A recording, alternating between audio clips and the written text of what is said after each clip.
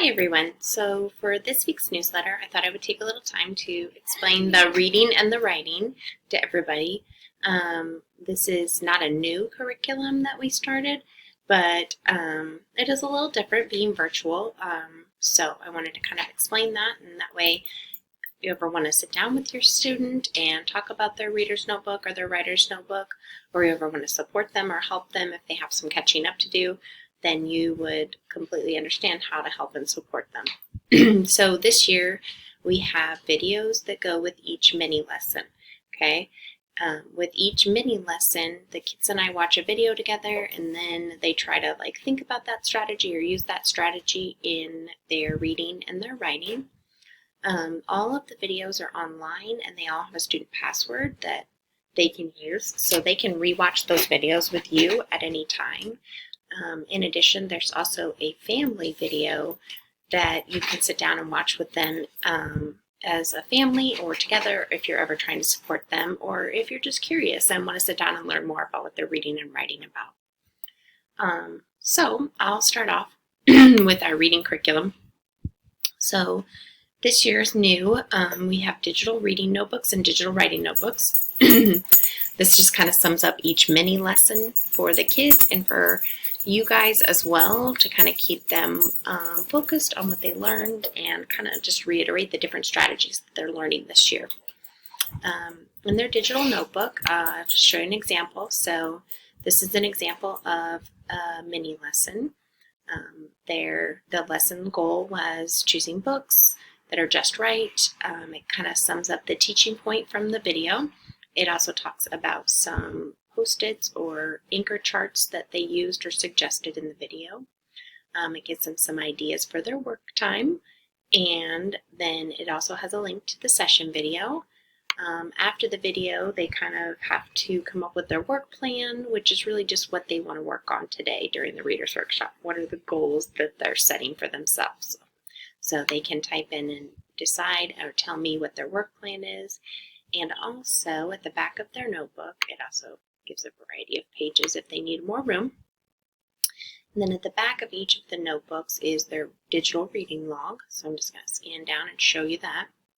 So their digital reading log, they're just putting in the date that they read, how many minutes they read, what they were reading, how many pages, and then a rating scale of 1 to 5. So they're supposed to be doing that daily. So that'd be a good thing to check. How's your reading log going? Did you get it all filled out?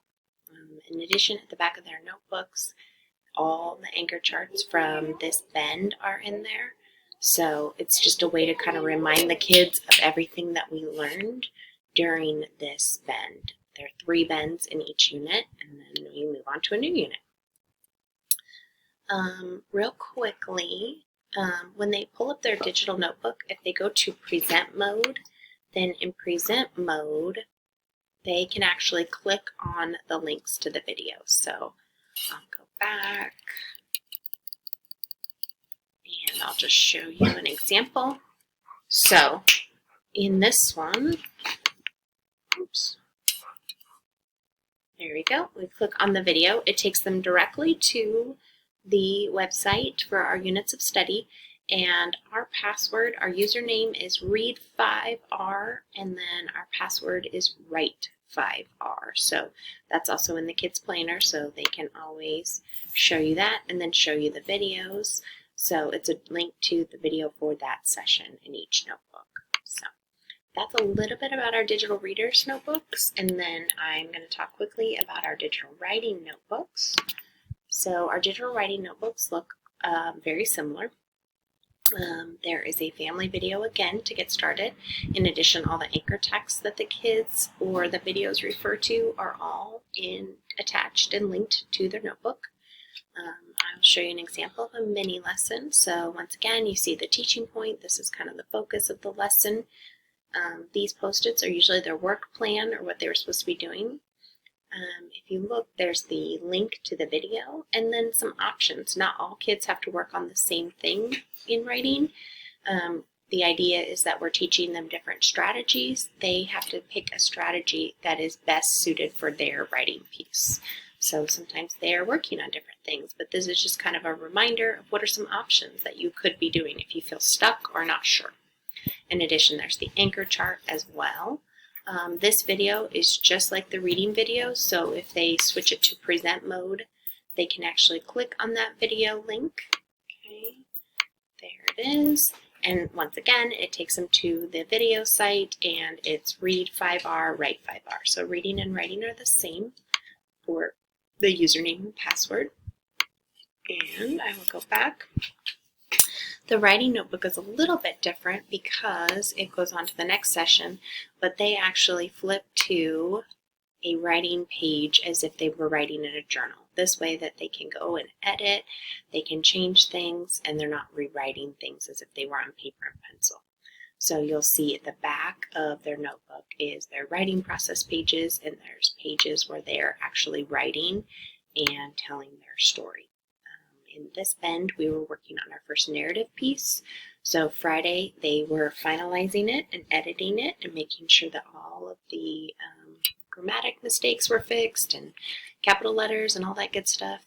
So you can certainly ask them to read their final draft to you, and it would be at the back of their Bend 1 notebook. So once again, there are 3 bends in each unit, and then we move on to a different unit for writing.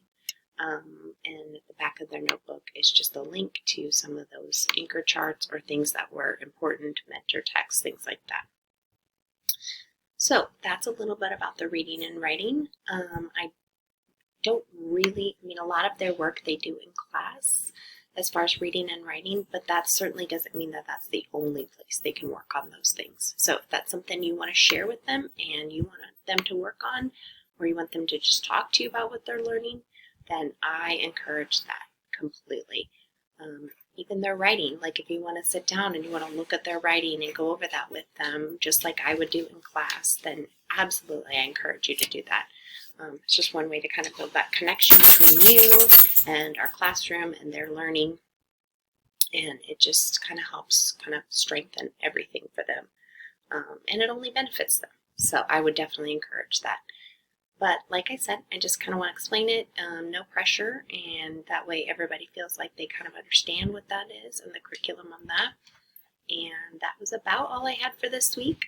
I will be sending out the classwork sheet later this afternoon, and then tomorrow I'll check with, on Tuesday I'll check with the kids and make sure I have all the missing work updated and fixed, and then I will email that to you as well. All right.